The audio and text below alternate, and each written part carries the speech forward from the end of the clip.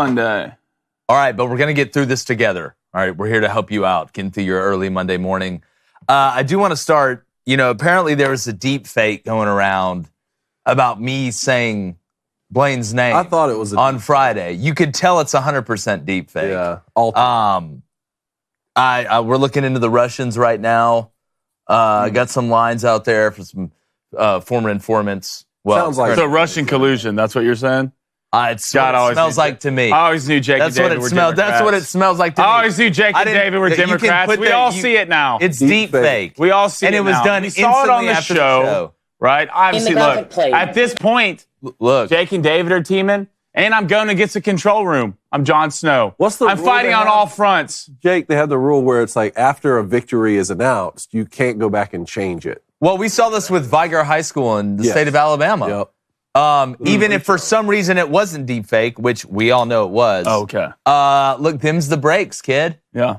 Them's the breaks. You said the same thing. That's why I have the golden tumbler. Look, you can turn this. Why do you look at me like you that? can turn this into a Glory Road situation? Just try. Like y'all said it. Control room blew it, but I don't hold grudges. It's a dub. It's against my religion. It's a dub. There's holding on every play.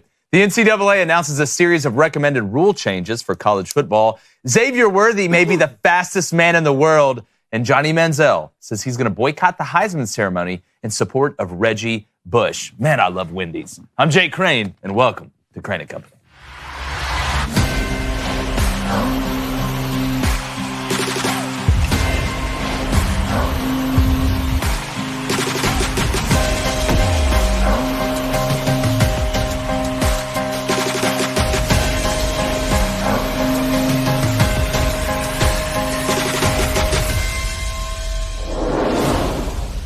I'm going to assume that most of us out there all love football. In my opinion, it's the greatest sport that's ever been invented, and we're lucky to have both the NFL and college football.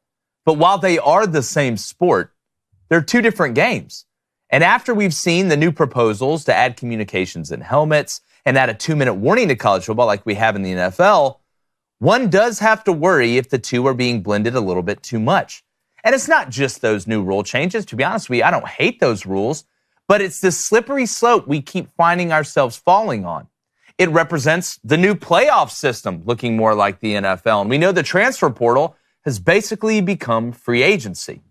Now, what makes college football great is that it isn't the NFL. And what makes the NFL great is that it's not college football. It's localism versus corporatism. Because college football is about places like Lubbock, Auburn, Gainesville, Tuscaloosa, Athens, Eugene, and not just the big cities like we see in the NFL and other major sports associations. The difference in the rules of the game has never created an issue before. In fact, the differences are their strengths. Nobody complains about the three-point line being different in college than in the NBA. The fact of the matter is, college football can keep evolving to make the game better without having to adopt everything the NFL does. And the more the landscape shifts, the more they are starting to look alike. Now, we can have both. And most likely, depending on where you're from, is going to dictate which one you like better. So let's not marry the two completely because they're better off apart. And I'll say it once again, their differences are their strengths. Now, David Cohn, this is something, former Michigan quarterback, we've talked about a lot. I want to get your thoughts on the benefits of maybe some of the new rules, but the separation that I think we still need to have in the NFL. My brother, former Western State Colorado wide receiver Blaine Crane, obviously going to chime in as well, monitor in the chat over there. I don't hate the 2-minute warning rule. I don't think it's a bad rule, but it seems like every avenue that we're going down with college football, like I said, whether it's postseason, whether it's rule changes, whether it's the transfer portal, it seems like it's getting closer and closer to the NFL, and I don't want that. I like the quote-unquote separation of powers, I guess, as you could say. Well, on the surface, I've always liked the idea of having a 2-minute warning break at the end of a game. I don't know necessarily about the end of the half, but for sure in the fourth quarter at the end of the game. The last 2 minutes of any sporting event are the most dramatic. So to have a marker that signifies that has always been a lot of fun. You get an extra timeout. We know that. It's just hard for me to look past the reasoning behind this, where I know there's a group of people in a room saying, hey, if we implement this change, we can throw an extra ad break into the game. And that's the reasoning behind it. And that's disappointing happening now. Maybe we can all be optimistic and say, well, if they have a designated ad break at 2 minutes left in the football game, then that'll take away from somewhere else in the game. I don't know how I can, get behind that idea, because the college football games are becoming more and more unwatchable the longer the commercials get. And this is coming from someone who's obsessed with the sport. So let's keep an eye on that this season if this gets implemented. The in-helmet comm system for the offenses is something that should have happened a long time ago, because now the reasoning was always, well, the smaller schools can't afford the helmet system and it becomes unfair if you have two schools playing each other. But every school now can have 3 or 4 helmets for the quarterbacks to have a communication system in them. A couple questions I have. One, is the defense going to get them too? Because in the NFL, your Mike linebacker, you're allowed to green dot one helmet comm. So does that happen for the defense as well? Yes. Is it going to? Yes. Okay. And the second thing is, how will this affect the check with me offensive systems moving forward? Because in the NFL, you only get a certain amount of time to send in the play, and then the comm system is shut down. Coaches can't just talk to the quarterback for the entirety of the game, right? So I can't remember, it's like 15 seconds left on the play clock, something like that. Well, if you're getting to the line, you're doing a dummy cadence. A lot of the problems we've gotten in is teams want to look over to the sideline and get the play after they see a defense's hand. Or is the comm system still going to be on for that? Or is the offensive coaches still going to have to signal in what play they want after they use a dummy cadence? I'm interested in that. Well, this is something we talked about last year, too, because this was being talked about last year. What I try to explain to people is, look, the comm system for the quarterbacks, number one, is everybody going to huddle again? Because to tell the wide receivers what's going on, you're going to need to huddle. Yep. Like, they can't hear what's going on in that helmet. So it's not going to, and Kirby Smart talked about this the other day, it's not going to eliminate signaling. And when you go up-tempo or go fast, if you're a team like Tennessee, I mean, you're probably going to operate the way that you've operated regardless. Yep. Where I think it helps you is when you are trying to slow down and do things like that. Maybe you're trying to sit on the lead. Maybe you play like Michigan does. Is it going to bring huddling back? Blaine, when it comes to the communication in the helmet, you get a guy on defense, typically it's the mic. You get a guy on offense, obviously it's the quarterback. When you look at that and the 2-minute warning, and I don't think the 2-minute warning and the comm system is nearly as detrimental as what's going on with the transfer portal. Hell, you can play as long in college now as guys who had Hall of Fame NFL careers. I think that in the transfer portal is way more dangerous to college football, in my opinion. Then what? Than a 2-minute warning. Well, I mean, yeah, but I do think, why wouldn't you try to make college game as much like the NFL as possible? Why would you not do that? You're not trying to prepare these kids for the NFL. Obviously, there's going to be difference. There's no regionality in college football. I mean, college football has already been the minor league for the NFL. So why not have 2-minute warning? Why not get these guys prepared as much as possible so they're walking into the NFL knowing what they need to do in certain situations? Well, why would you not do that? Even with the basketball thing, I think the three-pointers should match the NBA. You got to get these guys ready. I just don't understand why we have a different set rules for guys in college. Then you walk into the NFL and it's completely different. Well, it's to me, I think what makes the sports different is what makes them stronger. I don't want college football to be the NFL. If that was the case, I'll just watch the damn NFL. I don't think it affects. Look, you've seen guys transition. Now guys are playing quicker than ever. Sure didn't affect C.J. Stroud, right? Sure didn't affect all these guys that we see go to the NBA. So I don't think it has to marry it. I don't think it should be exactly the same rules, right? I think we have problems in the NFL, like the way the overtimes are always changing. That's different than it is in college football. I'm fine with that. I don't think it should be exactly the same. I don't want to see college football just turn into, it already is a feeder system for the NFL, but I don't think it exactly has to match what we see in the NFL from a rule standpoint. Maybe it'll make it easier for the players to transition a little bit, but that's not the point. I don't think, and I want to know what the college football fans out there think. I don't think a majority of college football fans want it to be exactly like the NFL. I think a majority of college football fans really just want y'all to leave this thing the hell alone because you've already really changed everything. Regionality, I'm not worried about. You look at the playoff system, it's going to be interesting. I'm going to watch. I think it's going to be good, even though it's going to be too many teams. They're already deciding to go to a 14-team playoff, it seems like. But I don't see the necessity to do that. What would be the reasoning to do that? Just to prepare the players better for the NFL? It's not affecting them now. I don't feel like we have to go reach for that. Well, 99% of players from college aren't going to play in the NFL, right? So you're talking about prepping 1% of guys. Mm-hmm. So the reasoning for that aspect, I don't I can't get behind that as much. But to make it easier on the fans, I like that reasoning a little bit more. I mean, just think about a couple of the obvious ones, like a catch being 1 foot inbounds versus 2 foot inbounds. It makes it easier on people trying to follow football if you don't have to say, oh, no, that's the college rule or that's the NFL rule. Or one that's a little bit more technical, when a play is a touchback on a punt. Is it when the ball crosses the goal line, or is it when someone's foot's down in the goal line? Like, it's different between college and the NFL. Some of those things I think would make it easier on the viewers if those little nuances were similar. I just don't know. I just don't understand why there needs to be. Well, a receiver can only get 1 foot in college and be in 2 feet in the NFL. Well, it's. What is the point of that? Well, it's just how it's been. Again, it's a next level. It's the next level. It's the same reason you don't play on 300-foot fields when you're 8 years old in baseball. It's the next level. It's the evolution of the game to the highest level. So what now? DBs can't touch wide receivers for the first 5 yards off the line of scrimmage? I don't want to watch that.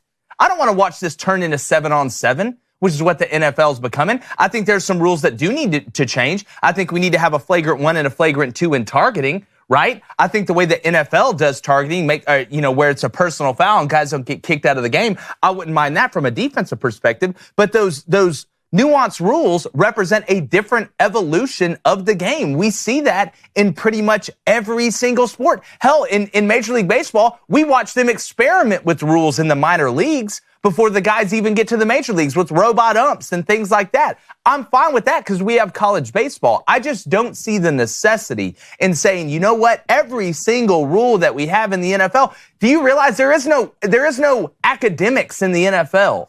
These guys aren't going, yes, you have to hit a quota to play in college, unless you play basketball for Duke or North Carolina. But like the time you're allowed to spend with players in the NFL is a main reason why there's so many different rules. You have time to go over all those things. It's a totally different element in college from a time standpoint, and you know that because you were in coaching, than in the NFL. So again, do I think it's the end of the world because there's a 2-minute warning? No. What I'm worried about is this slope that we keep going down that eventually looks like the NFL and college football are going to have the exact same rules, which I don't like. I like that they're different.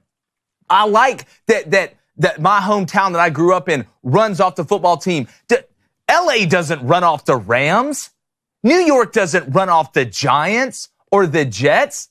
I like the separation of powers, and I like the separation of rules. So we want to know what you think, whether it's in the chat, whether we're going to open up phone lines at 7:15 today, a.m. That's a.m. Central. Make sure you check that out. But speaking about checking something out, all right, if you're starting a business, we know it can be tough, especially when you're having to run your online storefront. Believe me, I know how that goes. But Shopify, our friends over there, they make it easier than ever. Their rules are precise. You don't have to worry about them changing every 30 seconds. From the launch your online shop stage all the way to did we just hit 1 million orders, Shopify is there to help you grow. Pretty simple. It is a global commerce platform that helps you sell at every stage of your business. And when you hear this noise, hit that, David.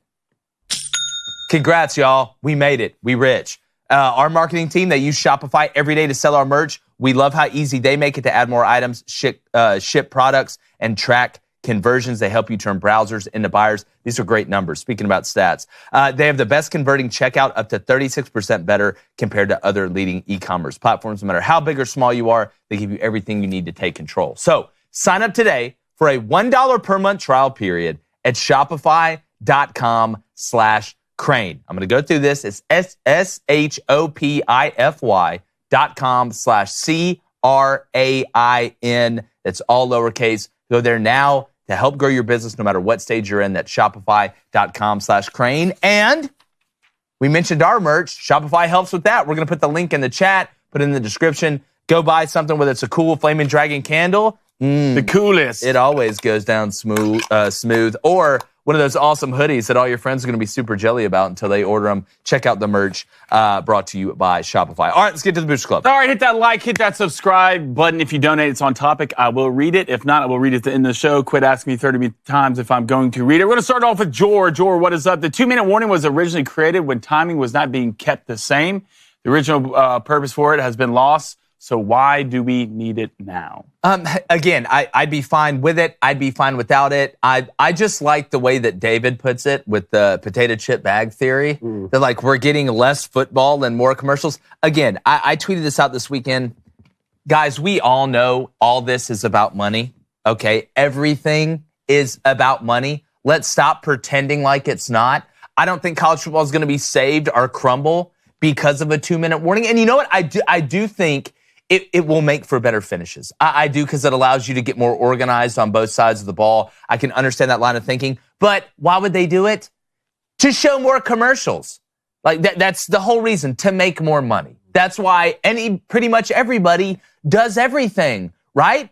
Why do I want to make more money? I want to give my wife better stuff and our family better stuff and live a better life. I can understand that part of it. So look, you go back to the reasoning or the origin of the 2-minute warning. I don't mind it, but it's about more commercials. Well, the irony is, if you keep making decisions like this just for the money, time after time after time after time, and more people start turning off the TV and stop watching, then you make less money over. Will they though? No, they won't. Hey, I don't think anybody's going to stop. Watch sport. It's the NFL. I saw a lot of people turn their back on the NFL during the Colin Kaepernick days and left. But then what happened? It just so happened that right around the corner from that, when they decided to stop doing that, gambling became legal, which has been the biggest boon for the NFL and fantasy football and all that sort of stuff. We just saw what happened with Bud Light. I was the one sitting here saying there's no way this thing will last for 1 week. And what did it do? It tanked. If there's any Godzilla, though, if there is any immortal sport outside of, I do think the political thing is different. I think that could be the one Achilles heel. Sorry, Blaine. Achilles heel. Selfish. Of college football. If it just totally went that direction that the NFL did. But they're not going to, because they saw what happened in the NFL. Then you bring on Bud Light. I don't think the 2-minute warning is going to do what Kaepernick or what the other I agree with that. Yeah. I just if it did, then I'd worry for real. All right, let's go to Finley. Finley, what's up, my guy? Says, making everything the same always makes things worse. I think Jake is right. I will say this. I don't think everything should be the same, but I do think most of the on-field stuff should be the same. I don't think we should teach a DB for 4 years that you can put your hands on the guy in the first 5 yards. Then he goes to the league. The NFL changed that rule. Has to get completely changed. I don't think you should teach a receiver, you can just get 1 foot in. But when you make it here, you got to get 2 feet in. Let's go ahead and teach these guys what they need to do for 4 years. And then if they do make it to the league, you don't have to change everything. How are you supposed to scout a guy for a rule in the league that's completely different in college? Well, if you're making millions and millions of dollars, just do what we say. Yeah, this is the way you have to play now. It makes it harder to guard the guy, but the NFL changed that rule. Those rules were the same in college and the NFL, and the NFL changed the rules. So now, every time the NFL changes a rule, college football has to change the rule. I think that would be an absolute disaster. So now, what do you think about the extra point? Should the extra point in college be moved back like the NFL?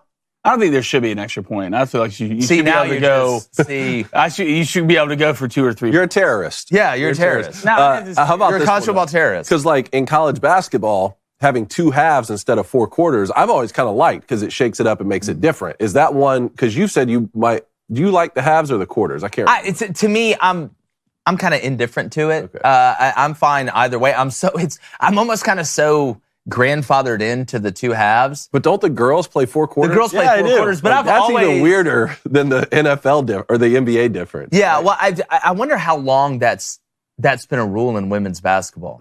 That's a good question. I wonder when they went there, because I'm pretty sure they used to do the 2 20-minute halves.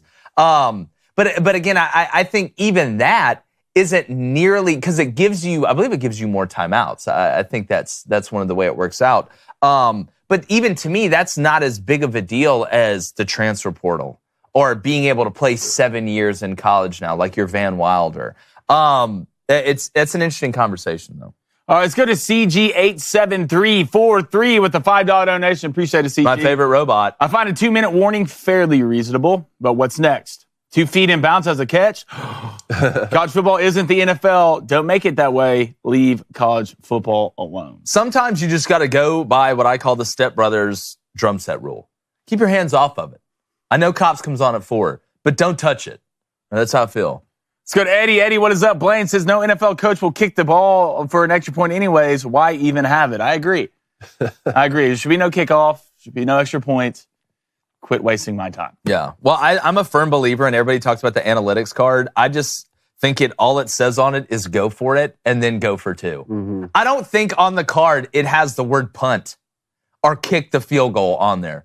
I firmly believe it's conspiracy theory that somebody just handed out all these cards that all it says is go for it no matter what. It's like Vontae Mack, no matter what, on draft day. That's what the card says. Go for it no matter what. And then if you get it, go for 2.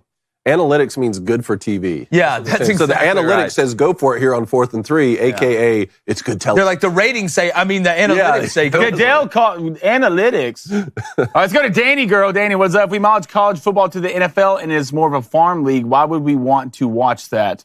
Who really wants to watch minor league baseball? That makes college football special, and that is not identical. Danny, great point. I also want to make this point. I'm not their biggest fan. But why do the Savannah Bananas probably outdraw everybody else? I know they're not technically a minor league team, but why do more people watch the Savannah Bananas than they probably do any AA team? It's because it's different. Yeah. Yeah, is it weird? Do I like guys busting out in the middle of a Katy Perry song on a 3-2 count? No, I don't. And what's the worst part about it is we already had a great minor league team, the Savannah Sand Gnats. I grew up watching them, and now they've been replaced with that. Okay, and I can't even make fun of them because everybody's coming out talking about how much they love it. I love the Savannah Bananas. They're so much fun. I want to take my kids to go see them. Get off my lawn! It's not even Wednesday. All right, one more. All right, let's go to Josh Bissett. Josh, what is up? Why would you drill these rules into kids for 4+ years and then change the rules once we get to the NFL? Tell them, Josh. Well, why is anything different when you reach the highest level of it? It's just part of it, right? But I don't want to take I know it's not a Katy Perry song, but to take a wrecking ball. I just don't want to listen to you sing that at 6:45 in the morning. Watch the interview the other No, we don't have to marry that. It's not necessary. That's my whole thing. It's what does Patches O'Houlihan say, right? I know it's not necessary. But it's sterile, and I like the taste. So should college baseball players hit with wooden bats? Yes. Okay. Really? Yes. Cap. And take steroids. Well, I think everyone should hit with aluminum bats or swords. Or swords? Well, I just asked you if they should hit with wooden bats. Everyone should use their bats. You remember you just said yes and then said they use the balls. If you have seen the clip of Vlad Guerrero Jr. swinging an aluminum bat, I saw Fernando Tatis Jr. swinging an aluminum bat the other, that pencil bat, somebody's going to die. Like, somebody's legitimately going to die. You're going to Dragon Ball Z somebody. It's going to go straight through them. It's going to go straight through them. All right. I want to watch. Let's get to the booster. All right, let's get to best and worst. All right, best and worst. Who's going to start today? I'll start. What's your best?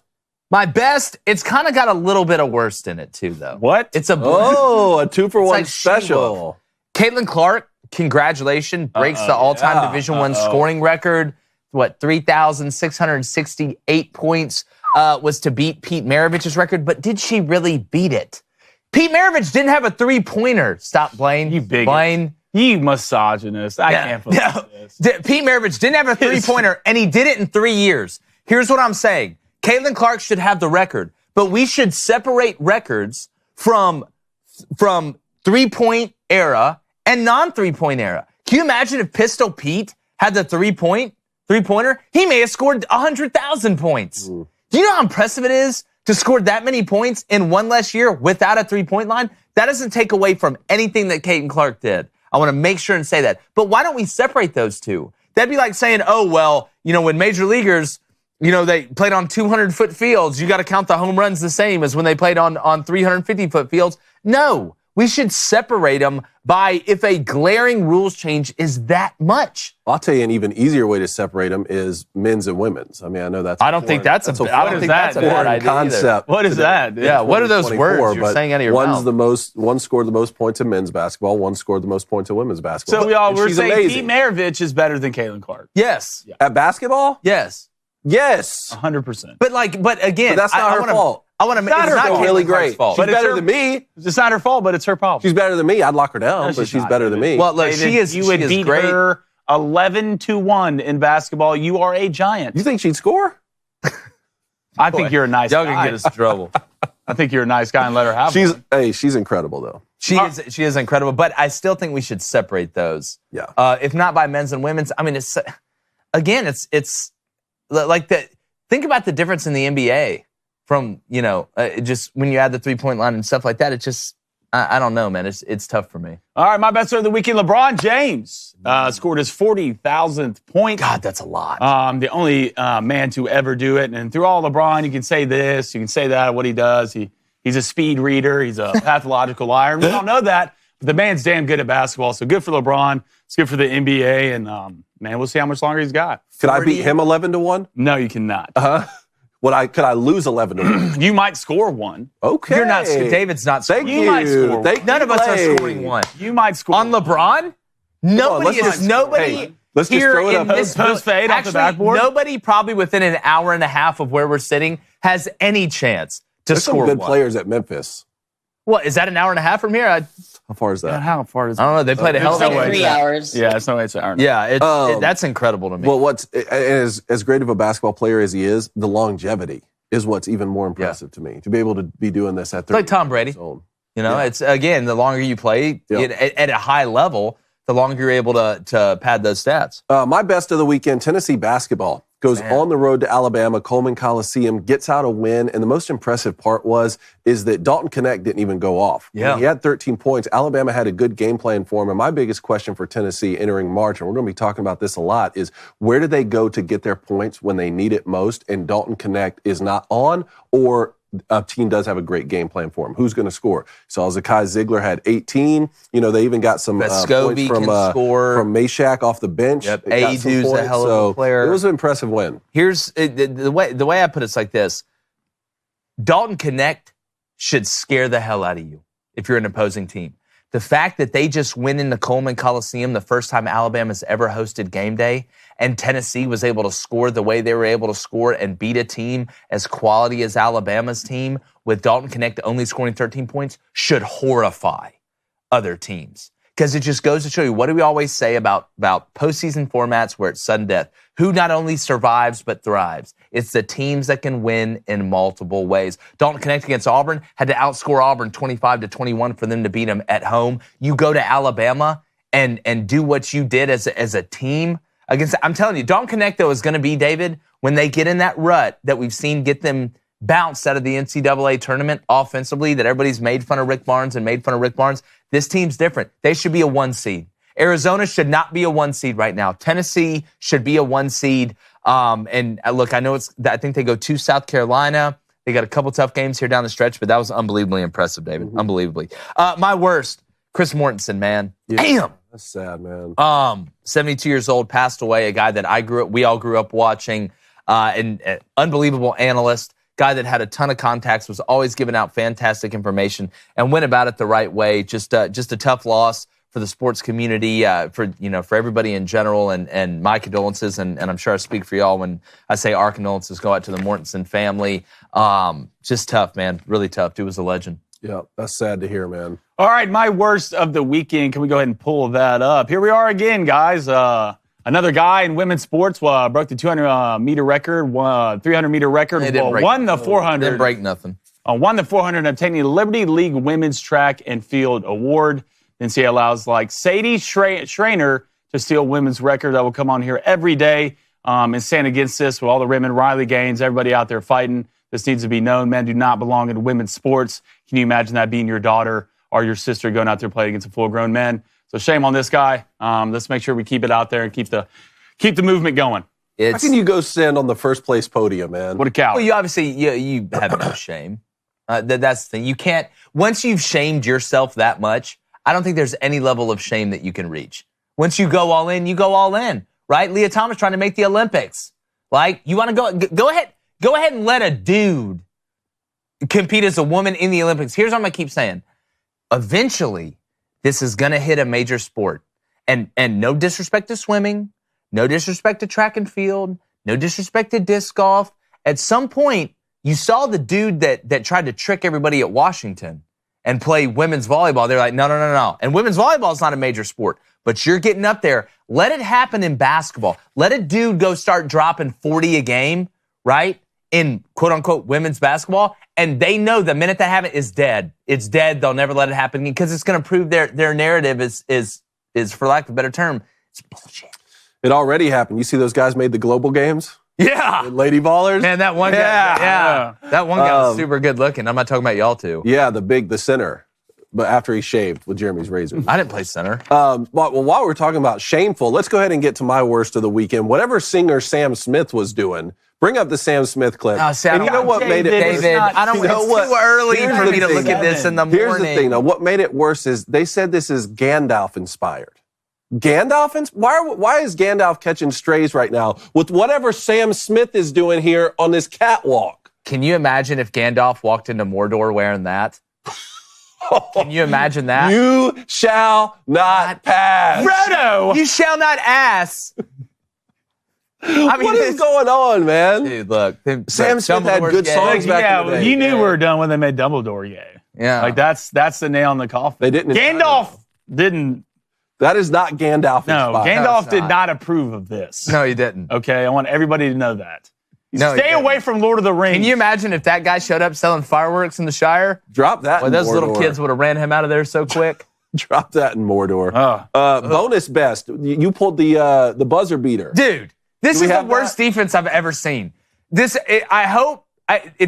you're listening on audio and you haven't seen this, you need to go to videos. Western Michigan versus Ball State. All right, in a game that really doesn't matter, but now it matters because of this. It's 76-76. Okay. There's 1.5 seconds left in overtime. This is a full court pass for Western Michigan. This may be the greatest bounce pass / worst defense you've ever seen in your life. Let's play the clip. Have you seen this, Blaine? I have not. Oh, watch this. I've never seen this happen in a basketball game before. Go ahead and play the clip. That Western Michigan has had dialed up. It's a football round. This is nuts. What is They're basically running 4 verts. The heave. How? Goodness, How? No way. The bounce pass. Ices it. I couldn't believe this when I saw it. I need to check your DraftKings. See, like, Run that this again. just makes me think of 4th and 31. No, this is way worse. This is it? Oh, it's way worse. How do you miss this? Round at this point. 1.6 on the clock. The heave. He ran into the Western Michigan guy. Dude, This is why we can't have nice things. Ball State. This is why we can't have nice That's things. tough. That's tough, bud. That's a tough one. But no, that was crazy. All right, let's go back to the Booster Club. Remember, phone lines are opening at 7:15 a.m. Central. But first, before we even get to the Booster Club, Oh, wow. you want a fit bod, right? You want to look like David Cohn or maybe Blanye over here. Maybe one day you'll look like me, Jack 10, and care about it. But if you made fitness a goal this year, how are you doing? If you made it a New Year's resolution, we already know you quit it, okay? Let's be honest. But if you're burnt out, right? Or maybe if you're still going strong, we hope you are. But if you're burnt out especially, you need to check out FitBod. Because look, people get bored with the same personalized fitness regimen over and over. It's leg day, it's arm day. It's leg day, it's arm day. It's buys and tries and guides and stuff like that. But with FitBod, they keep the body guessing. Because as you get stronger, sticking to the same old routine can lead to a plateau in results as well. It's not just boredom, right? You got to keep the body guessing. FitBod learns from your previous workout. It adapts as you improve, and they create your personalized workout based on your goals, abilities, and gym setup while helping you track and visualize your progress along the way. Blaine, you're a fitness guru. You love FitBod. No, I love it because it keeps your workouts mixed up. Look, it can get stale sometimes when you go in the gym. It really can. It keeps your body guessing. And once your body's guessing, it'll get to that answer. And the only answer is working out and different working out each day. Definitely. It's like having your own personal trainer, but better. 100%. It's cheaper. You can work out anywhere with or without equipment, and it's easy to build a custom fitness plan that works for you. So add FitBod to your workout essentials today. Join FitBod to get your personalized workout plan, and you can get 25% off your subscription or try the app free at fitbod.me/booster. That's FITBOD.me/booster. FITBOD.me/booster.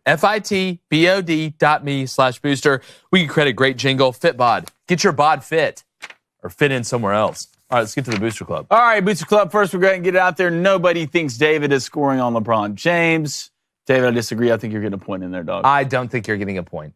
I think you're means a getting lot a point to in me, there, man. dog. Hey, Thank look, you. as your friend, though, I'm going to be honest with you. I'm going to be poke honest.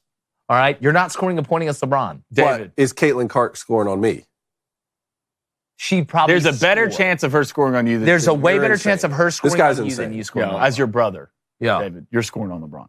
brother in Christ. All right, let's go to Ozeki Andrew. What is up? Pete Maravich's record will never be broken in men's college basketball because no player who's that talented is staying for 3 years, much less than 4. True, but I just want everybody for a second to think about how many points Pete Maravich scored in 3 years with no three-pointer.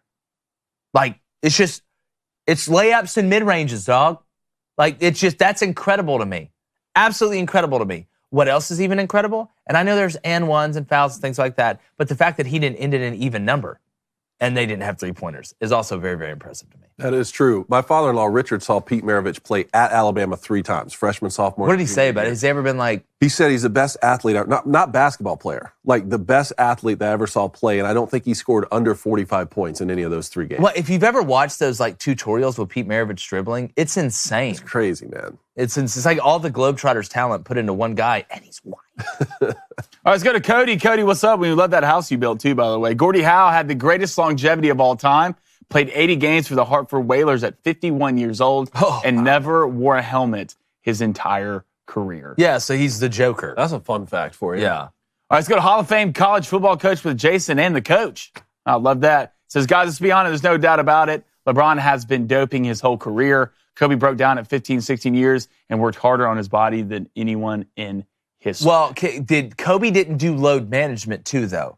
Like, I think Kobe was from that old school of, I'm going to go hard every single time. Yeah. I think LeBron takes a lot of time. I think LeBron has, I don't want to say lazy. I don't think you can call LeBron lazy. I think that's unfair. I'm not a big fan of the way LeBron carries himself off the court, the kind of contradictory nature and the way he reaches for controversy sometimes. But I do think he, just like Tom Brady, has perfected a way to keep himself relevant from a health standpoint longer. I think Kobe Bryant used to go hard all the time. You hear about stories. I don't hear anything about LeBron in practice the way I hear about Kobe Bryant. Like, you go back and listen to the stories, like the Dream Team, like with Kobe Bryant and all them and Team USA, the way he was getting after them. I think it's just a different mindset. I think he went about it a different way.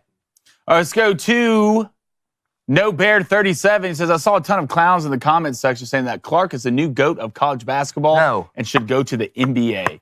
A lot of people need a reality check. Plus, Pete did it with one less year and no three-point. You're right, Jake, which is obviously more impressive. Congrats to Caitlin, but come on now, let's be realistic. Yeah, and I mean, look, let's say Iowa hadn't won a national championship. To the NBA? Like, if you were that dominant, then I would be winning the national championship every year. But see, again, that argument, it isn't relevant because you're comparing two things that are uncomparable, in my opinion. I'm not asking Caitlin Clark to be able to go play in the NBA. Like, that's ridiculous. You know, hell, I can't go play in the NBA. I'm not going to go ask Caitlin Clark to play in the NBA. All right, let's go to Chris Walton. Chris, what is up? She says, if Caitlin Clark did play in the NBA, how do you think she would do? Not good at all. I don't even want to have this argument because it's ridiculous. It's unfair to Caitlin Clark. It's borderline disrespectful to Caitlin Clark, in my opinion. I don't want to have that argument because it's ridiculous. There's a reason it hasn't happened. Just like if LeBron went to the WNBA, he'd score 150 points a game. He'd score as many. He would name the number he'd want to score. Yeah. But LeBron's not going to do that because he knows how ridiculous that is. All right, let's go to another donation from the one and only $5 donation. Appreciate it, brother. CG87343. One way to stop men in women's sports is women refusing to play every single time and on a consistent basis. Not sure it'll happen. Give me some of your other thoughts, though. That's the one. That's the best thought. Again, like I said, until it leads into a major sport, right, whether it's women's college basketball or some dude gets on the women's college softball team and is just dropping mammo bombs, volleyball's not even allowing it. Like, at the collegiate level, I know the one guy in high school just wrecked that chick's face with a volleyball, and now everybody freaked out about it. But until it bleeds into a major women's sport, you're going to see this periphery sports are going to keep just testing out and try and hide it. But it's just like we say the Borat rule with Belo, one day Belo break cage, and he get this. All right, let's go to G. Hurt. He says the only way David Cone will score on LeBron is if they call a foul. And let's be honest, guys, they never call a foul. I'm worst at the free throw line, so the joke's on you. Yeah. I have a better chance of scoring from the floor. David He's Shaq. This guy at the free throw line, though. Hack a cone. Well, that's one of the few things I'm No, it's insane. Like, how many free throws do you think you could hit in a row? Well, I won a Knights of Columbus event when I was Knights of Columbus. 12. I hit 24 out of 25. If they had like a trial by combat, like Game of Thrones, and it was free throws, and I had to name my champion, pick up the phone. Your mountain. Pick up the phone. I'm your mountain. Oh, you're gonna have to be there. Oh, look. I'll go there and just be so damn fundamentally sound. It'll make people sick. All right, we got John. John, what is up? Says just recently started listening and watching. You guys absolutely love the show. Well, John, welcome. John, love you. John, legend. God, do we become best friends? Legend. All right, going to get back to the Booster Club. We got the phone lines opening here in 5 minutes, and we may get to them early. So go ahead and call in here in 5 minutes. We'll get to them, try and roll through them. But I want to get to reactions, Dave, because we got some good ones. First one up, the NCAA is pausing NIL investigations in the wake of the Tennessee case. President Charlie Baker said in an open letter to member institutions on Friday, the NCAA will freeze any investigations into third-party participation in activities related to name, image, and likeness in the wake of the preliminary injunction. Smells like defeat. What it smells like to me. Which, like I said last week, buddy, if there was ever a time, I don't know how you can cheat in NIL now, really, if we're going to be honest, but if there was ever a time, back the Brinks truck up right now, coerce, connive, do whatever. That's what they're going to do anyway. But look, in all seriousness, we do need governance, obviously, but it needs to be the right governments. We need enforcement. It needs to be the right enforcement. We need to get that structure in place. What's the easiest way to do that? College Football Commission. Let Greg Sankey be the emperor. Let me be on the panel. Let us be on the panel. The NCAA brought this on themselves. Yeah, they did. Yeah, they did. And they knew they weren't going to win this fight. That's the thing about it. The NCAA walking in knew they were not going to win this fight, and they still went with it. I mean, kudos for that, but, I mean, you're walking into a losing battle. Yeah, is this the death knell? Because, again, what is a bigger symbol of loss of power than not only did we go against what you said, you backed down first. The NCAA backed down first. I mean, if that shows you that they are disappearing from college football, and I'm glad, but man, it's just, again, like Blaine said, I can't believe that they took it this far. If they were really legitimately trying to hold on to power, outside of if Charlie Baker and them were like, we're screwed either way, so we might as well go down swinging, which, again, I can respect, but it still wasn't the smartest play if you're trying to just have some semblance of power. But look, back the Brinks truck up right now, buddy. Let's get it done. Yeah. Next one up, we have a new NFL Combine record in the 40-yard dash. Texas wide receiver Xavier Worthy, 4.21 on the official record. Here it is. Let's go and play it. This is just fun to watch. This is just good old wholesome family fun. Skating. Look at that. Straight line, too. Bang. 4.22. And they changed it. To 4.21, right? 4.21. The official record was 4.21, and everybody started cheering and shouting after that. That is... sometimes I think we get lulled to sleep. One of the things that annoys me the most is when they throw the term 4.4 guy out there so much nowadays. And there's a lot more guys that run 4.4 now than there were in the past because training's evolved and we understand, the physiological aspect of it better. But I just hope everybody realizes how fast a 4.4 is basically Olympic speed. So what is a 4.21? My question is, at what point is 4.3 going to become the new 4.4 in people's eyes? Because if you look at some of these times, they're just incredible. And they get faster every single year. But it just goes to show you, man, these guys are incredible athletes. It's nuts. Yeah, it's all, look, breaking news, Xavier Worthy's fast. I think we all, I didn't but think there's we knew fast and then there's I didn't fast. think we knew he was that fast, and that's great, breaking the record. That dude is beyond rolling. But until this day, I promise you, there's just something about watching D linemen and O linemen agree with that. With their humongous bodies go up there and fly. Well, watching Braden Fisk run a 4.78, watching Amarius Mims at 6'7", 340 pounds, guys. run a 5 flat. Golly. That is just Tavondre Sweat. Yeah, running that body, it's insane, guys. And I don't think just how Jake says how fast these guys are. I don't think you know how big. Yeah. Until you stand, and I'm 6'2", 6'3", 208 pounds. I'm not a little guy. You stand. I look like a child. A child. We went to the Senior Bowl a couple weeks ago. These guys are massive. It's nuts. And are flying. It is deathly. Can you imagine just catching a puller of one of these guys running that fast? No. And you can't go after guys' legs now? No. When they're coming to pull? You basically got to run face first into a freight train. How much do you love it? I love money, right? We all do.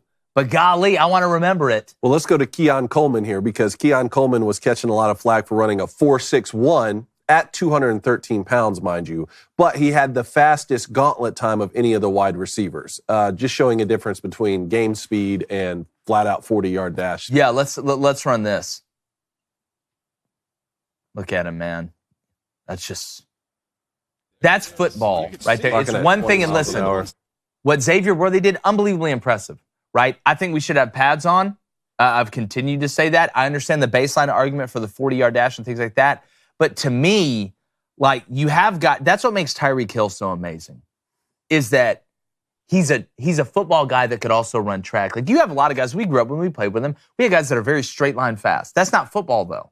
Football, to be able to excel in a place like the NFL or be able to have longevity in the NFL, being able to match that incredible speed with being able to catch the ball, being able to change direction. You can't be Zoolander, right? You got to be an ambi-turner in the NFL. You got to be able to turn both ways. Keon Coleman, look, I saw the man do it on the field. Yeah. I don't need any more convincing. The game tape, to me, tells the whole story, but that was impressive.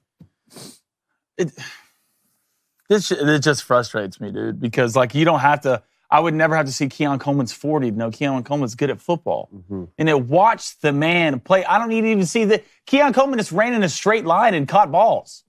Like, oh, God, this and that. That doesn't. Keon Coleman is a first-round receiver, all right? You don't have to watch him do a gauntlet drill, a 40, a backflip, do a Sudoku. I don't care. Go watch his game tape. Keon Coleman is a dog. You can put him with the Marvin Harrison Jr. Is in my the best wide receiver and Odunzo, in my opinion, and Malik from the LSU. I mean, Troy Franklin's the 10th overall receiver right now from Oregon. Like, I don't know if I've ever seen a wide receiver class this. It's insane. It is absolutely nuts. Get ready for the draft. All right, two more here. Johnny Manziel defends Reggie Bush, says he's going to boycott the Heisman Trophy until Reggie Bush gets his Heisman back. I'm with Johnny Manziel on this. Can we just do the right thing? Can we just do the right thing and give Reggie Bush a trophy? Like, Reggie Bush is a Heisman winner. Here's his tweet. After careful thought and consideration, it's just so funny to hear Johnny Manziel say this. Yeah, careful thought. After careful thought and consideration, for 3 days. I will be humbly removing myself from the Heisman Trophy ceremony until Reggie Bush gets his trophy back. Doesn't sit right with my morals and values. Sorry. Hold on, I can get through it. I promise I can get through it. Doesn't sit right with my morals and values that he can't be on that stage with us every year. Reggie is the Heisman Trophy. Do the right thing, NCAA. The ball's in your court, even though I don't think it's the NCAA. It's the Heisman Trophy. Look, I hope more guys join him. Is it funny he talks about morals and values? And listen, I'm rooting for Johnny Manziel to turn his life around. Me too. I think it'd be a great story, especially for younger people that may have struggled with the same thing. But I agree with him 100%. Look, it's 2024, man. This is a new era of college football. The man's a Heisman Trophy winner. Like, give him his trophy. Anybody who understands anything about football that watched Reggie Bush knows he was a Heisman Trophy winner. I still see Reggie Bush highlights in my head. Yep. I've never seen another guy go behind the back on the sidelines and reverse field and score a touchdown. Everything that he did in college, just absolutely electric. The man's a Heisman Trophy winner. We all recognize it. The Heisman Trust should do the right thing and give it to him. I agree with Johnny Manziel. I never considered him to not be a Heisman winner. I don't care what he had to give back. Yeah, I mean, I feel it's tough I think Johnny's right. I think the premise of this is right, and I think it's tough for Reggie. It's like, damn, my ambassador's Johnny Manziel. Tebow, why? Yeah, he's like, where's Tim? If Tim came out and said it, oh, God, it'd already be at his house by now. Yeah. All right, last one here. There was this, can you pull up what Wes Welker said to Brandon Lloyd when he tried to warn him about Aaron Hernandez on the Patriots? Read this one for us here. I'm going to read this with a little bit of, I'm going to bleep out one of the things, but this is, you want to know how you know somebody's crazy? Well, Wes Welker, this is what he's talking about, Brandon Lloyd, said, Welker is looking at me wide-eyed, Lloyd recalled, and he says, I just want to warn you that Hernandez is going to talk about being bathed by his mother. Oof. He's going to have his private parts out in front of you while you're sitting on your stool, and he's going to talk about man-on-man stuff. Just do your best to ignore it, even walk away. And this is on top of him also saying that Aaron Hernandez was walking around the locker room telling him he's going to kill people and like just the fact that this was, and listen, stuff goes on in the locker room. We joke around and do things in the locker room, but the way, especially when you listen to the way it's explained, like the audio version of the way it's explained, everybody knew something was wrong. And when everybody knows something is wrong, it's one of those things where I guess it was going so good, people were afraid to rock the apple cart. But at some point, you got to step in and be like, look, something's going on with this guy. Mm-hmm. For lack of a better term, I mean, Aaron Hernandez was nuts, dog. Like that just, there's levels to everything. And I feel for some of the guys in that locker room, right? And the way they act like Belichick just kind of let it, like they said, Aaron Hernandez was out there as a rookie while they were catching punts, walking around screaming at everybody, he's the best punt returner. Why am I not returning punts? And he would call Bill Belichick, calling him daddy, like all the time. Just weird stuff, man. Like it just, somebody should have said something. Like it's just weird, man. Yeah, how bad do you want to win, Bill? Like it just. Obviously, that's it. That's the reason he didn't say anything. Hell, Tom Brady didn't say anything. Where's the great leader, our white horse, our Mr. Do everything right every play, the process? Why didn't Tom come out? Well, I think Tom tried to help him. He can't cut guys, but if Belichick's going to listen to anything. What, are you sure? Well, I think Tom Brady could cut guys. He did get Jimmy Garoppolo traded, but that was a different. Yeah. But it's amazing to me with all the voices and all the guys who've ran in and make out no of that mistake, locker Aaron room. was a beast. Aaron was an incredible football player. So they had Aaron Hernandez and Gronk at the same time. Yeah. It just do, but at some point, I mean, Wes Welker's walking around just panic explaining to people that are having to be by him. Like that's when you know. It's absolutely wild for me to think about. But we want to know what you think. Phone lines are open, 1-855-236-3228. Let's go to the Booster Club for a minute, then we'll get to calls. All right, let's go to our regular young bull, King Don Sobek. Have a good day at school today, buddy. If a sprinter in the Olympics ran a 4.4, he would be the slowest sprinter ever in the Olympics since 1904. Again, I'm not saying you would be the fastest guy in the Olympics, but a 4.4 is quote unquote Olympic speed. It is a totally different level. That's not saying, look, Usain Bolt, he ain't running a 4.4. I mean, hell, that dude's running a 3.9, 4 flat. I'm not saying it's the fastest, but what I'm trying to do is explain to people how fast 4.4 really is. That gets you a sniff. That gives you a whiff. Now, again, guys are getting faster in the Olympics just like they are in the NFL. But, like, I just want everybody to understand how fast a 4.4 legitimately is, because that term gets thrown around all the time, right? All the time, like it's just nothing now. It's still incredibly fast. All right, let's go to Ethan. Ethan, what is up, my guy? Says, I was born too late to watch Reggie play, but, man, I saw those highlights. The boy was absolutely ridiculous. Why does he not have the Heisman? It just because it was a different era. It was a different era of college football. Now you look, and it's laughable to think why he doesn't have it. But if you grew up in that era, you remember how it used to go down, and that was the old, probation from the NCAA meant you actually didn't play in a bowl game. That was a different lifetime. But Reggie Bush is the Heisman winner. He's incredible. Absolutely. All right, let's go to Christopher Jordan. Chris, what is up? He says, what's our thoughts on Ladd McConkey, and could he be the new version of Wes Welker? I worry about his health. That's the thing that worries me, and I hope he's able to stay healthy. Because look, Ladd's nice. He's him and Ricky Pearsall, right? I was very impressed by Ricky Pearsall at the Senior Bowl. But Ladd, again, not a big guy. I worry about that health. If he can stay healthy, the dude's going to be nice. He's a very nuanced route runner. He gets in and out of his breaks really well. I think he's going to be a guy on the option route that is just deadly, especially once he forms that chemistry with the quarterback. And I think he'll kind of sneak up on people a little bit with his athleticism. So I'm rooting for him. I do worry about the health, though. He said, let's go to Let's Taco About. That sounds dope. He says, take the gloves off. Let's go back to the bare hands days. That's how you truly know if a receiver has true hands. See, the old bare hands. You're allowed to play. I mean, if we're going to go back to the old days, they put stick on their glove. They did have stick. Yeah, I always go back to the baseball reference. I had to wear at least one batting glove in baseball. It's like golf. Like, I'm not trying to go out there barehanded. Like, if I can wear a glove and it'll help me out, I'll wear a glove if it's within the rules. But there is something. I'll say this, and it's not only for receivers. But like those tight ends that go out there with no gloves, or like when it's freezing cold. And if you ever see an offensive lineman or a defensive lineman like Braden Fisk from Florida State going out there with no gloves in cold weather, there's just something about it, right? There's just something different about it. I'd worry about that guy. It's like, wow, why is he bending iron bars like in the corner and like biting through wood fences and stuff like that? But I can see what you're saying, but I think gloves are so much a part of it now. And it gives you an advantage. I'd wear them. All right, let's go to Big Texas. He says, Johnny Manziel is saying he has morals to stand on with football. It's like saying scrapple is actual food. God, all right, I tell you what a great comment today on Monday. That is a fantastic. That's how we're going to start the week. That's a great way to start the week. My week is now better because of that. All right, let's go to Malcolm Martin. Malcolm, what's up? 4-4 wouldn't even be in a national championship in track and field in the NCAA championships. Again, I think you guys are misinterpreting what I am saying. Listen, I'm not saying the fastest person in the planet runs a 4-4. What I'm saying is a 4-4 is incredibly fast. It is very, very fast. Somebody Google this. What percentage of people run a 4-4? We need to Google that.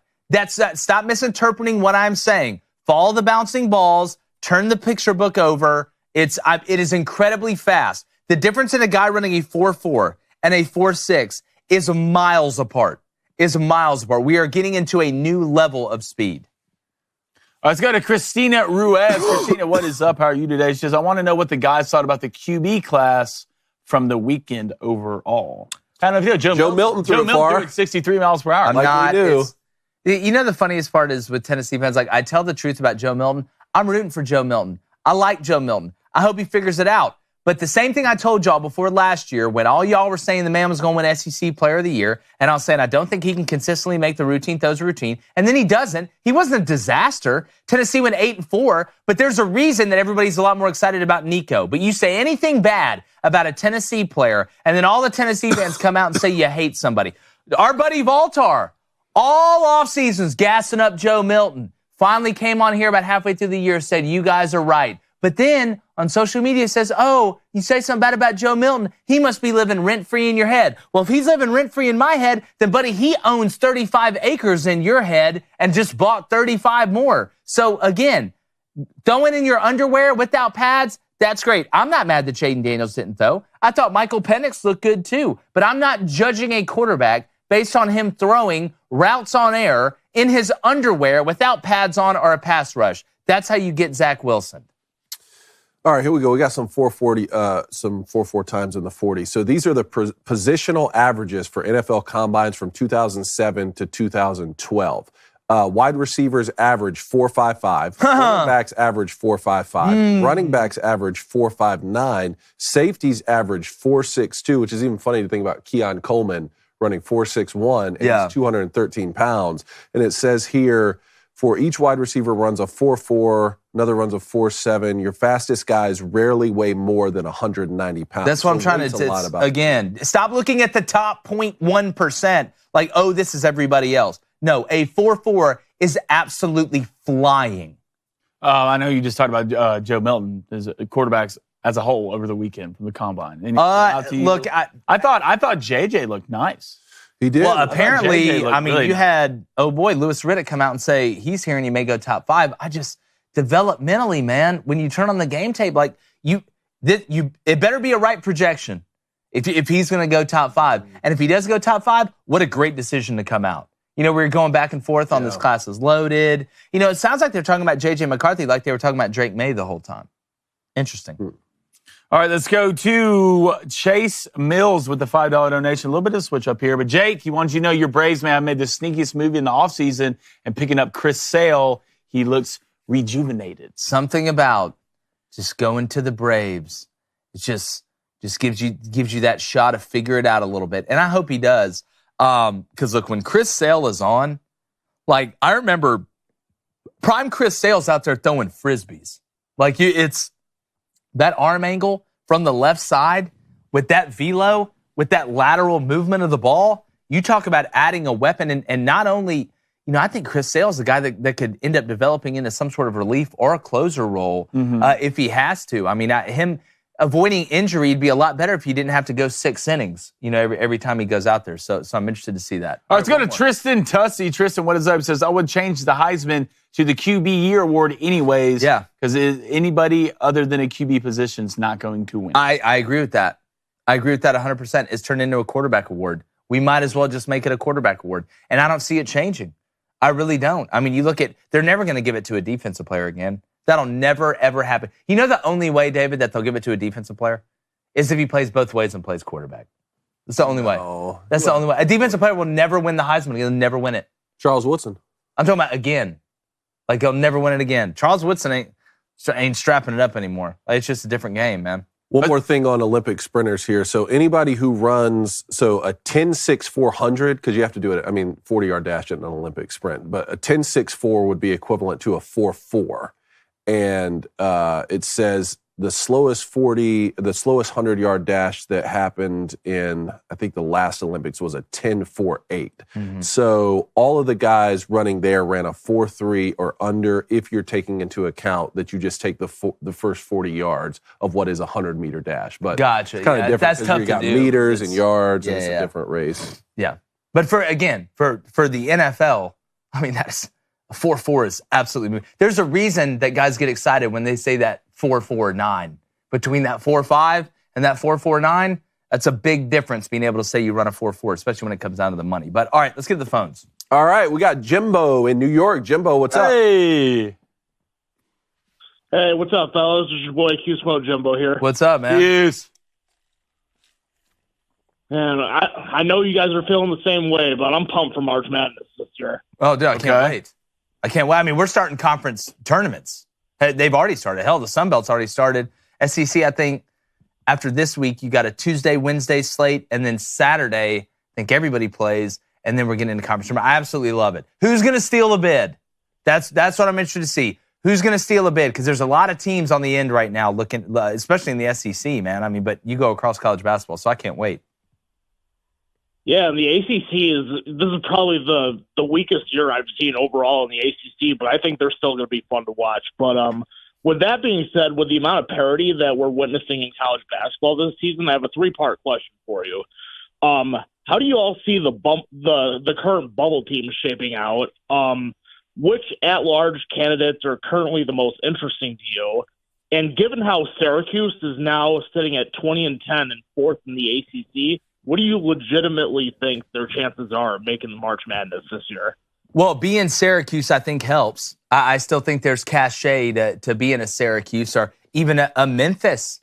You look at Memphis kind of coming out of nowhere, had a huge comeback win over UAB yesterday after they gave up 61 points in the first half. With 9 minutes to go in the second half, Memphis had outscored UAB 39-9. You talk about turning it on. They had to have it because I think they're now in the next 4 out. But I'm keeping my eye on Colorado. I'm keeping my eye on Utah. I'm keeping my eye on Mississippi State. Keeping my eye on Texas A&M a little bit. They're going to have to finish really, really strong. Obviously that Gonzaga-St. Mary's game, Gonzaga's, purely in. So is St. Mary's. But, looking on the bubble, there's so many bubble teams right now that are on the periphery. I think if you look at Joe Lunardi, when he tweets out the bracketology, like every 30 minutes, it's wildly different. So first 4 out right now is Villanova, Utah, Colorado, St. John's. Last 4 ins, New Mexico, Gonzaga, Seton Hall, Providence. Next 4 out would be A&M, Iowa, Ole Miss, Kansas State. Last 4 byes would be Florida Atlantic, Nevada, Wake Forest, and Virginia. Yeah, and Memphis, again, I saw yesterday, if Memphis won, which they did, they would move to the next 4 out, and then I think they go to FAU, which if they win that one, I think you may be looking at Memphis being in the next 4 in. But as far as the ACC, look, Duke's got one against NC State tonight. I find that interesting. There's some sneaky teams. I look at Wake Forest. I like Forbes a lot, their head coach. But it's going to be interesting, Jimbo. That's for sure. Yeah, absolutely. And one of the things I've always admired about you guys is that you guys showed who you guys are big fans of. Obviously, Auburn, but. Like myself, I bet about Syracuse. You guys are always, heavy on the critique on them, and that's how I feel. In my opinion, I think we're going to have to win out the regular season and beat Clemson on the road and probably get to at least the semifinals. So win 2, that'd be a lock. Jimbo, let me ask you this. Number one, I appreciate it, man. Look, we don't get paid by anybody. We're going to call it like we see it. I mean, we all know how the sausage is made. It's a little bit of a different perspective when you've been in it before. So is Syracuse in the double bye territory right now in conference tournament wise? Or are they under that line? They are. We would be at the double bye territory if the regular season ended today. Gotcha. Well, look, I'm a big Judah Mintz guy. If he can keep it going, I think you guys got a chance. Great. He's great. I love the way he gets the free throw line. I do too, and then he makes them when he gets there. But it's going to be fun to watch you guys, man. You guys seem like offensively y'all figured it out a little bit. They've won 4 straight and 6 of their last 8. Get hot, baby. Fran Brown, baby. Yes, got a lot to look forward and Fran to. coming on the football side. Are we on the come up? The orange? What? I love it. Thanks, Jimbo. Appreciate it, Jimbo. Appreciate it, brother. Appreciate it, man. Pongo alert. Pongo, Kirk in Canada. Kirk, what's up? Ooh. Kirk. Hey, you're scaring us. Hey, bud. Yeah. Put that string in that cup together. Yeah, man. How's it going? It's going. The Leafs are holding on to their +7 over the Flyers, which is good. I'd like to see it a little higher, but we're trending in the right direction. You getting a little nervy here, Kirk, do I look worried? Yeah. Well, it's going to come down to the wire, I think. Good. I can't wait. I wanted to tell Blaine, who's such a fan of fighting. There's this kid in the NHL. He's a rookie. You got to check him out on YouTube. His name is Rempe. He plays for the Rangers. Rempe. You got to see this kid. You got to check him out. He's 6'20", and he's just beating the tar out of everybody in the league. It's awesome. Yes. He's just a monster. Yes. Justine, order me a jersey. I think he's about as tall as Cohen. What are you, Cohen? You're like 6'7", aren't you? Yeah, Cohen's like that. That's what they say. Can you imagine somebody Cone size just skating up to you on rollerblades or on rollerblades? Not on. That's even scary. What's up, Cone? Yeah, I got some rollerblades. On the blades, which make them taller, and just beating the crap out of you. That'd be bad. We can make it happen. That's why they invented guns. On his skates, he's just shy of 7 feet tall. That's just crazy. Oh, God. See, I just don't. You're too big to be on skates. You're too big to be on skates. There should be rules. You can't be on skates. Only in war. Before I let you go, I wanted to highlight. Everybody knows that Mario Lemieux is a great hockey player, but I'm not sure everybody understands just how great he was. Wayne Gretzky is the only guy to have a 200-point season. He did that 4 separate times. But Mario got 199 one season, so he came the closest. And he had neck surgeries. He was battling cancer. At one point, he missed a season and a half because of cancer treatments. So, yeah, I think Wayne Gretzky called Mario Lemieux the greatest hockey player he ever played with. So that's why they call him Super Mario. Yeah, for sure. When the GOAT calls you one of the GOATs, I mean, that's got to feel pretty good about it. Pretty goatish. But, Kirk, again, you already know what you got to do. Hey. If it gets bad, you look to the sky. All right? The skyhook. The Skyhook, Kirk. Already there. Have a good Monday, guys. All right, See you, buddy. bud. See you, Kirk. Good day, Thanks for Kirky. calling, man. All right, let's go to Timothy in Green Bay. Timothy, what's up? Hey, can you guys hear me? Yeah, dude. Tim, what's up, buddy? First, says this is my first time calling. Got to say, Cohen, congratulations on the championship and the baby. Hey, thank you. Thanks for Championship, calling in, man. baby. Yep. And then my question, from Wisconsin, big Wisconsin fan. What the heck has happened? After Dude. being 6th ranked in the nation, 2-7 since. Like, what is going on here? Well, it's to me and Timothy, I've watched Wisconsin multiple times. I mean, I remember when they had I'm trying to remember the guy's name, Sam, the tall white tree With they had. Decker. Sam with the little mohawk. Sam Decker, Sam yeah. Decker. Yeah. Sam Decker just closing his eyes and shooting. Here's what it seems like to me. It seems like Wisconsin is one of the best teams at playing about a half and a quarter. But it seems like some point in that second half, and you saw it again against Illinois, they just go through these ruts where, you play that style of basketball. You hope you can survive the rut because of that style. It seems like this year they're not able to survive that rut. Not that they're not scoring. I think they lost to Illinois 93-83. So it's not like they didn't score any points. But it seems like it's almost like Murphy's Law. Whatever can go wrong after like the first 3 minutes of the second half and on, it finds a way to go wrong with this team. Timothy, am I barking up the right tree here? Yeah. Their defense just disappears and their shot making disappears every last 2 minutes. Like when they have to have it, though. It's like, and look, it's basketball. It's cyclical. We see it. But when I think of Wisconsin basketball outside of, their coach fighting Juwan Howard, or, having to retaliate against Juwan Howard, which, by the way, what a disaster Michigan is. I just rarely do you see a team that plays that style because Wisconsin knows who they are. They have an identity. Fall off a cliff like this. That's what they've done. They've totally fallen off the cliff. I mean, are you guys right now out of the field, Tim? I think we're still in. I didn't check what Joe Lombardi said today, but I think we're going to be out after another loss. But they've lost 7 of 9. Now they've lost 7 of 9 and have Rutgers at home, and then you go to Purdue, ranked 2. So, I mean, you're probably looking at a 1-1 finish because, I mean, Rutgers versus Wisconsin smells like the under. The losses are just tough, too. 87-83 against Penn State, 88-86 against Iowa, 74-70 against Indiana. What has happened in their defense? Like, what? Penn State scoring 87? Yep, it just disappears. Weird, man. Well, thank God y'all got Luke Fickell now, though. I'm telling you, it's going to be a fun. Yeah. Going to be. I think it's. And y'all got Bama at home. What, week 3 this year? Yeah. Can't Randall. That's a win. That's a win. Oh, you're calling. Wow. All right. Y'all better. Bold strategy. Y'all better jump y'all's ass around. Y'all better jump around. I love it. All right. Timothy, call back, man. Hey, call. Oh, go ahead. Go ahead. One last thing. Blaine is right. Jake, you are part of the Gay Men's Choir. Oh, God. Timothy! All right, now don't come back. Now don't. No, Timothy! What a first call. Yeah, Timothy, listen. True OG, Tim. Green Bay, stand up. God, I'm just going to go home and kiss my wife one extra time now. Green Bay, stand up. I love Timothy, it, Tim. call in before Selection Sunday, all right? Let's see if Wisconsin can get in. All right. Thanks, man. All right, last caller today. Let's go to William in Alabama. William, what's up? What's up, guys? Good morning. Morning. To you.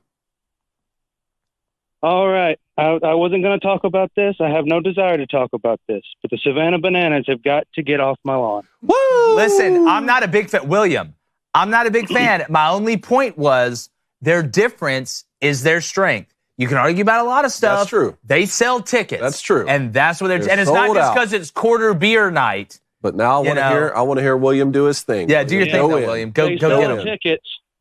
The fact that they sell tickets is just a shame on our society. Like a group of people from the church I was at went and talked about just how fun it was and how great it was.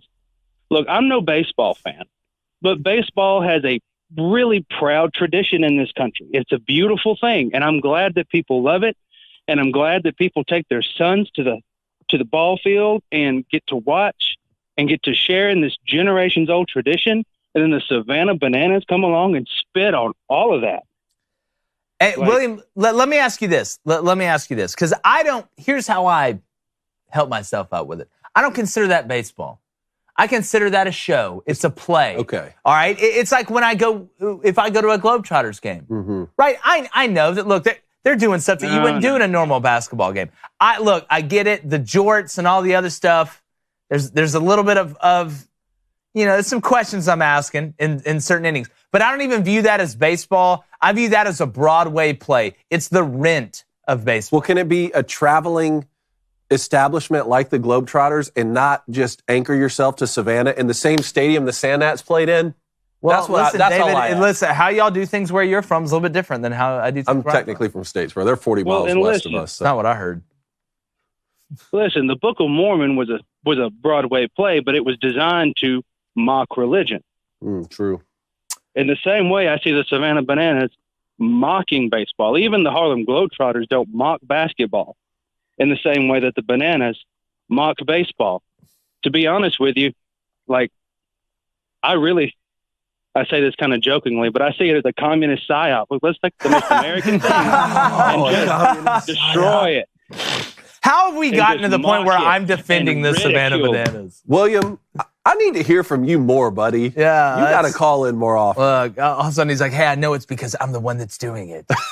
No, but William, let me ask you this. You Auburn, Alabama? Oh, Alabama all day, son. Gotcha. How you would have been kicked out of my house. Hey, how pissed are you after the Tennessee game? I'm going to be honest with you. I don't care. I don't care about basketball. I don't watch it. Okay. I just don't care anymore. Respect. Until Alabama wins again, and then you care. It sounds like. hey, August 31st, Western Kentucky, get a new era kicked off. Kalen DeBoer. Love to see it. But William, I'm ready, man. Hey, I am too. I'm always ready. Always. Appreciate it, buddy. Thanks, William. Appreciate it, man. Thanks, guys. Oh, all right. Am I heading over the board, David? Yes. Bets. Bets brought to you by betonline.ag.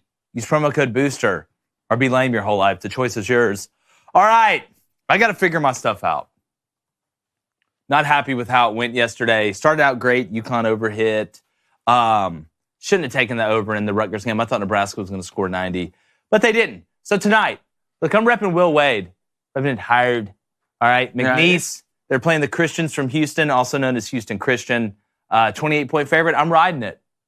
Let's go. The Lightning. Give me McNeese minus 28. Then Duke, NC State. ACC, it's French for over. I'm going to take over 149. That's at minus 115. David. All right, David. boys. 6-6 on the weekend, just super mid. Just got to get out of this mid funk. You know what I mean? You're the mid master over there. I'm so glad it's mid's back every Friday now. Yeah, I know. I love it. Every Friday. Friday. Duke, minus 5.5. I mean, Kyle Filipowski's out here windmill dunking a week after he almost died on the basketball court. So. He did almost. Isn't it funny how people are pissed that Kyle Filipowski's okay? No, I've never seen more people be angry about a player being okay. He's comeback player of the year. Comeback player of the year, windmill dunking. I love it. So I'm going to take a minus 5.5, minus 110. And then Texas A&M, Corpus Christi, minus 13.5. That's at minus 110. Haven't watched a lot of old Corpus Christi this season. Oh, Corp? But I believe in them tonight. I'm rolling with Duke minus 5.5 as well, minus 110. And Baylor, minus 6.5, minus 110. What happened? This guy's a handwriting snob. Yeah. He's just a handwriting. I just love my brother. He's my favorite guy. Jake loves to make fun of me. No, I don't. I just think you're just I gotta the start funniest. making fun of Jake more. I think you're funny. Can I not say you're funny? Like the way he said Tuscaloosa in his monologue today? Yeah, I did. I did stumble over that. I didn't say anything, did I? No. You know why? Because I'm a grown up. Well, obviously not. You write like a child. That doesn't mean I'm not a grown up. It does. I mean, if that was on a cave, they would have not thought a person in 2024 wrote that. They'd be like, oh my God, we found some hieroglyphs from 200 BC. Hey, we bet buds tonight, though. We bet buds.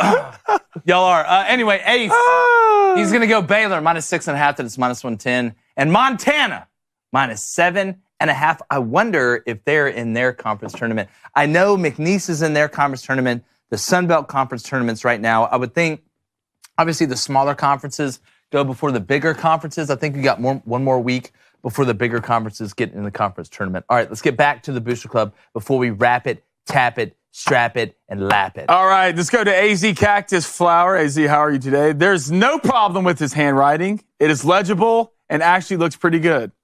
AZ. Huh. You really... AZ, I appreciate You're looking at the same thing I'm looking at? I appreciate the same thing I'm looking at? This is a fully functional adult. I appreciate that, AZ. I appreciate it. Let's go to 9 Mil Norm with the $5 donation. Appreciate it, brother. Every Savannah banana hater, stop having fun. I've just relinquished myself. I feel like there's stuff I need to get upset about, and then there's some stuff that like I gotta just do like Elsa from Frozen, just let it go. We're not here to have fun, okay? We're here to sit through this 3-hour baseball game. Yes. All right, and have some boiled peanuts. That's exactly right. and you'll be better for it. Let's go to War Chant. Says Illinois is the first team ever to beat Wisconsin 4 straight times at the Kohl Center, and it's pretty damn impressive. Yeah, look, say what you want about the Terrence Shannon guy and what's going on off the field. Ever since he's come back, I mean, Illinois is a bucket. They're just a bucket. I'm wondering... It's this March Madness is going to be the hardest one. It's always so incredibly hard, but this one's going to be. This may be the toughest. I don't know. I got no idea. Outside of obviously Houston, I'm big on Houston, on UConn, and then Tennessee. I don't trust Purdue. I'll keep saying it. I hope I'm wrong because I love Matt the Painter. But I mean, God, outside of that, these 8-9 games. It's going to be like getting hit with an aluminum baseball bat. I don't know. I'm just going to close my eyes. I'm just going to go ask somebody that doesn't know. My wife. You know, I just had an idea. This is from a couple minutes ago, but maybe William and I should go protest Savannah Bananas games. Maybe we should go throw soup on home plate and stand there and give a speech. You should chain yourself to something. And glue ourselves to home plate and throw the soup. Here's what you do. And William and I just stand there and we protest, and that'll be super effective. Here's what you do. You dress up in what's Sam Smith's Gandalf outfit, and you go chain yourself to the outfield wall. I have standards. Well, I mean, so? Don't call that Gandalf inspired. Yeah. I mean, that's what you said. Those are your words. No, that's what they said. Those are your words. I read that off of the social We call that something else where I'm from, but. So to Vol Slim Jimmy, what's up, man? Welcome to the show. It says Tennessee fan here. I'm saying the same thing you were about Joe Milton last year. We both were spot. Thank you. Look, I don't like to. I'm gonna be honest with you. I'm rooting for DJU. Don't trust them. I'm gonna tell you I'm gonna tell you what I actually think. I hope. I can tell you what I hope and then what I actually think. And I like Joe Milton. I love the way Joe Milton handles his business. I think he's a class act. Just like I think DJU is a class act. And I am rooting for him. I would love to be wrong on this point. But I'm not just grabbing this out of thin air or just making this up. Like, it's just the truth. How about Nico? Oh, I'm big on Nico. I think Nico's going to be a dog. The future. Speaking about dogs, let's go to Nick Bates. Nick, what's up? It says, Blaine, just letting you know that my wife thinks you're the goat of Crane & Company. Hey, goat as in the Billy goat. What? That means he'll eat anything? Smart lady, and you did a great job marrying her, so congratulations. Yeah, he's got a beard and he'll eat anything. Yeah, if another person calls me the evil Waldo because of his shirt, oh my God. See, I can't even come up with that. So pissed. I'm never wearing this shirt again. You're like, it's like Waldo's evil brother, Baldo. I said Pugsley. Let's go to Arik. You said Pugsley in the chat. See, you say I make fun of you. I'm over here defending you.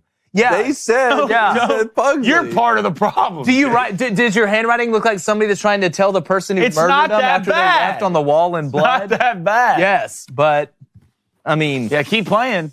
I'm so who knows with that handwriting, I could be the Zodiac killer. No, I think you are. Good. I've watched your step. Well, just don't send me a bunch of puzzles. I'll take care of Millie. Eric Caskey. somebody better. Eric Caskey with a $5 donation. Appreciate it. Arik Caskey, excuse me. Has the court storming incident caused my Blue Devils to be a ticked-off basketball team? Maybe. The team is playing with a little bit of an edge now that they didn't have before. Well, I feel like, Duke's always so hated. It's almost hard to have a chip on the shoulder now. But, like, if there's anything that can get that group together with Roach and Filipowski and McCain and some of the guys that they have, this could be it. Look, just won by 6 tonight. Yeah, against NC State? Yeah. God, hey, PJ, how are you feeling about the Wolfpack tonight? All right. I'm feeling really, really good, obviously. Okay. Nothing but positivity for the Wolfpack always. Duke -6, lock. Lock of the night. Let's go to the man with the most generic name, Chad Smith, with the $5 donation. Appreciate it, Chad. Says, not sure what makes me more upset, OU losing on a last-second shot or getting home every day and realizing Pugsley hasn't sent my shirt. Oh, from the you OU do gotta, yeah, you owe that man a shirt. Chad, what do I owe you? What shirt do I owe you? Crane & Company shirt? Y'all had, I think it was a Crane & Company shirt. Okay. Justine, can we make a note of that? We got to get that sent to him. Remember. And I don't look like Pugsley. Chase Mills, $5 donation. Just like Blaine, he's wearing the Pugsley shirt. Yeah, read Chase. He's creepy and he's kooky. His handwriting's so spooky. He kind of smells. Never mind.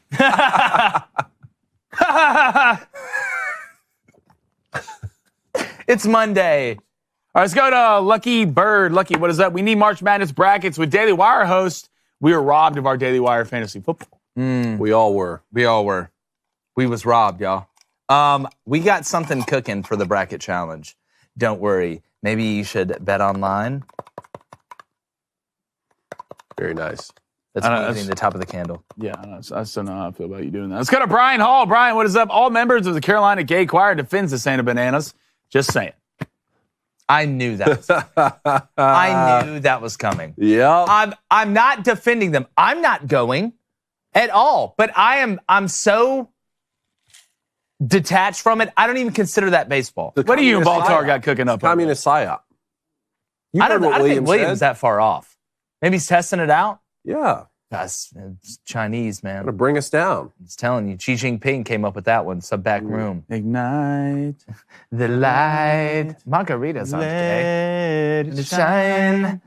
You know what I'm talking about? The interview when he's in the tank? And You ever seen the interview? For sure. I hate you. David, have you seen the interview? Huh? Yeah, that's a great one. Yeah. All right, let's go to SBG Trust Tree. That's exactly where you are, my brother. He says, I don't like the Savannah Bananas, but if I were a player and that's the only way to keep my career alive and hope to get noticed, look, I'll do it. Look, nobody's going from the Savannah Bananas to the big leagues. I think these are just guys that are having fun with it now that aren't going to make the big leagues.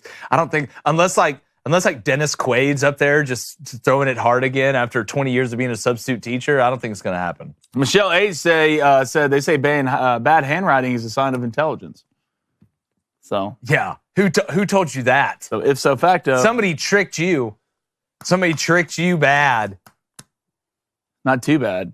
Let's go to Ryan Roberts' forehead. Every time I say it, I think it's somebody else. Because did my Bumblebee Monday finally get mentioned? I do not know what that is. Bumblebee Monday? Bumblebee Monday. Bumblebee Tuna? Chicago. Bumblebee Tuna? Chicago. Ace Ventura. All right, let's go to Valtar. Surprised he didn't call in today. I'm sure he tried. NC State rocked the baby by being up 8 before halftime and lost by 9 to my Tar Heels. They will forever be not our rival. I mean, I wonder what percentage of North Carolina fans consider Duke their true rival and NC State like a periphery rival. I don't know. Justine, you have some insight on that? That's I need somebody from the Waddles.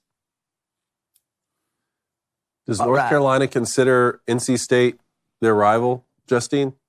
Only when they win, they like to say that we're rivals, and when they lose to us, they say they're not. So they're very wishy-washy on that.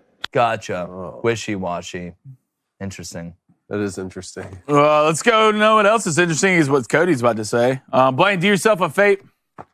Drop that shirt off at the Salvation Army on your way home. Guys, it's not that I've worn this shirt before on the show. I love it. I'm just waiting to see a hand just by itself crawl up on your shoulder. Okay, yeah. So it's technically not mine. So exactly. I think it's great. So I believe that's all the donations to date, fellas. All right. Well, poll. Dang it. Do you like college football adding the 2-minute warning? The first poll, and I took it down, was who's hotter, Sydney Sweeney or Margot Robbie. God, it's a great poll. The answer is Margot Robbie. I'm going to say they said no. 54%. Yeah, that's good. That's exactly where I was going. No. Up or down? Price is right, me. How much is the cabinet going for? I'll go 55, but I don't believe in it. 52. No, 52%. No. Yes. No, it's not how it works. Speaking of which, would you like to play cards together sometime? I would love to. I think we'd be great. I would love to, David. Yeah. I would love to. Well, who's Tom Cruise and who's Rain Man? I don't know. Let's judge the handwriting. Anyways. You trying to win money or what? We appreciate you guys. Make sure you hit that subscribe button. Go grab some merch too as well. Shout out to our sponsor, Shopify. Fitbuy. Wait. Go ahead. Wait. I'm not missing another donation. I'll sit here all day. Do it. Find it. We got 2 minutes. Speaking about 2-minute warning. Yeah. God, this is it right now. This is it right now. Do we have a clock? We got a timer? Yeah, I'm looking at it right now. Okay. All right. You got 2 minutes, 10 seconds. All right. Wow, I missed a couple. Let's go to Ryan Gade, $5 donation, hashtag Smack Talk Monday. Braves fan gets stuck on escalators, hashtag 24 days. Braves beat Phillies 3-2 the other day. Ryan, you're the first person I thought of. I know it doesn't count, but it still counts to me. It's still real to me, damn it. All right, let's go to Colston Duggins, $5 donation. LOL, Clark to the NBA. Clark would get dominated by Dalton Connect, much less LeBron. Jacobs Wright is disrespectful to Caitlin Clark. Dalton connected. Let's go to Penn Jones, $5 donation. They shortened the game with a running clock, and now they want to lengthen it with a 2-minute warning. Commercials. They didn't shorten the game. They shortened the amount of football you get to watch. Yeah. More commercial. They shortened on the field stuff. But, buddy, you're going to sit there through the whole show. It's like 17 intermissions. All right, let's go to Humping Badger. I believe this is the last one of the day. $5 donation. Hey, how do y'all see the Big Ten shaping out with March Madness?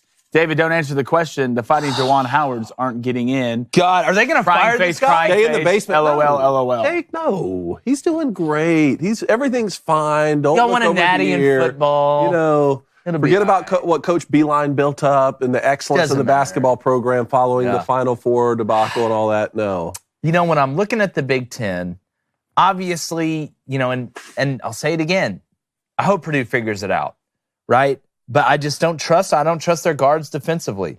They're going to run in to some team with old guards that are heavy, that's going to lean on them, that may slow the game down. Zach Edey's going to get his.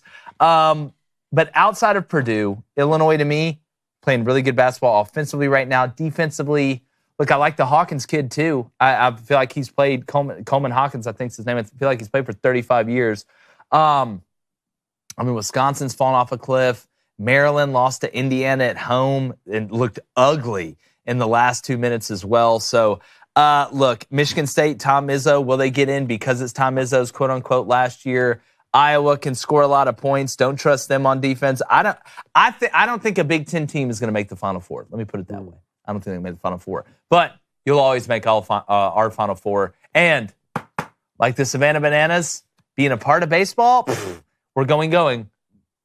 Kids on. Gone. You put weight on the card,